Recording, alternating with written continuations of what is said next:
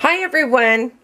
I'm going to be doing another recipe with the apples that I have for the rest of the apples that I have.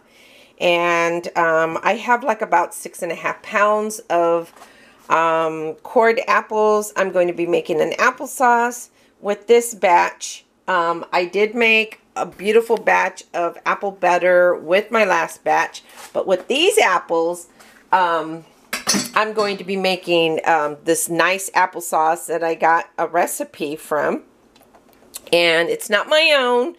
I found it in Joy of Cooking. If you ever want to get a book, get Joy of Cooking. That is like the best book that that's one of the first books that I actually owned when I first started cooking. So that and Emeril Lagasse and Ina Garten and gosh, I'm having a brain. Anyways, and Martha Stewart and all those popular celebrity cooks that I really enjoyed. And of course, there was Paul Prudhomme, and all those wonderful chefs that gave us so many different unique ways of cooking, or diverse ways of cooking and whatnot. So anyways, I'm going to be putting this in a slow cooker. I don't want to spill them, so I'm going to drop them in there. A few apples at a time, a few pieces of apples. Now you can peel these if you want. I like to have the peelings, but make sure that your apples are completely are clean. I almost scrub my apples. Well, I kind of do, because sometimes there's some you want to get rid of as much as sulfites, and you want to get rid of all that all the debris that's in the air, and also for when they're growing. So the way I figure, anything that's alive and that's growing, it's still good.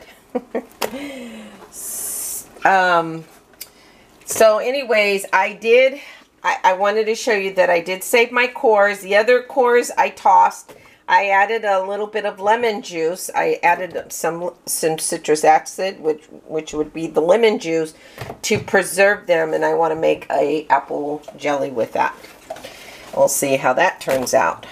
And I also saved the cores of my corn so that I can attempt to make an apple jelly. Now, applesauce, usually you can put this on a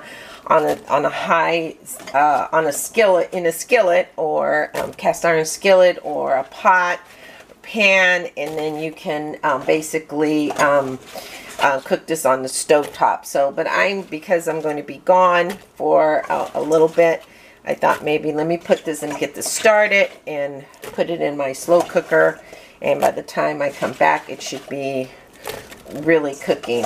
Besides that, I like the slow cooker. It's a different kind of heat. Let me put this in there. Okay. So, okay. So I have, now you don't have to, usually when you're making applesauce, even for your child, I would eliminate all these ingredients. I would eliminate all these ingredients because honey isn't good for babies, and sugar, I would not put sugar in there. I wouldn't even put lemon. I would just use straight apples. If you're going to do an applesauce for a child or for a baby, do not use any of these ingredients that I'm going. We're going to call this applesauce for big people, for bigger folks. So I'm going to add a cup of apple cider vinegar. Okay, and that's going to give it some kind of acidity, and it's going to preserve it. Plus, I'm going to add about 3 tablespoons of lemon juice. The lemon juice gives it a nice little flavor.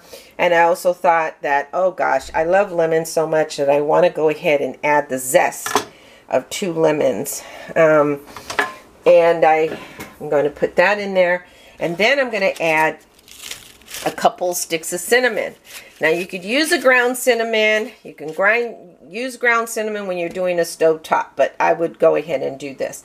Then I'm going to go ahead and add some, can't really pronounce it, turbinado sugar. Let me see if I can get it real quick. I have, let's see, turbinado. That's probably not even how you spell it, so that's my spelling. Let me see. Wait a minute. Hold on. I'm going to add, what is it called?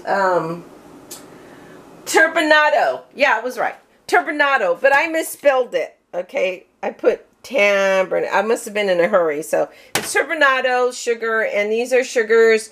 When you go look for you select your sugars, there are different, there's a variety of sugars that there's a white, which is usually bleached, and then there's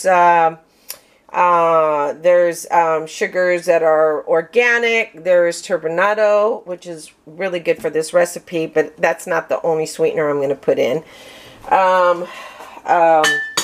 And there's ways that they process these sugars in order to get that sugar. This has like more of a molassy kind of, and you can also put brown sugar if you'd like. Brown sugar, there's organic brown sugar, which I would suggest. Most of the time, the brown sugars, they take it out and then they add. There's a technique. So anyways, if you want to go if you want to just put another, like an agave nectar is another, but I want to get that little molassy kind of flavor in there. And I also want to add some honey in there. So I'm going to add some honey, and this is about 6 tablespoons of honey, as well as 6 tablespoons of the turbinado sugar. And then I'm just going to put this on high heat, and I'm going to come back and once it's done and it's softened and all the juices have left, all the juices are in there, because it's going to be a little water. It's going to cook down, and it's going to be very watery. It's not like apple butter. Apple butter you cook for several hours. I think the last batch of apple butter, I must have cooked it. I must have slow cooked it for like 24 hours.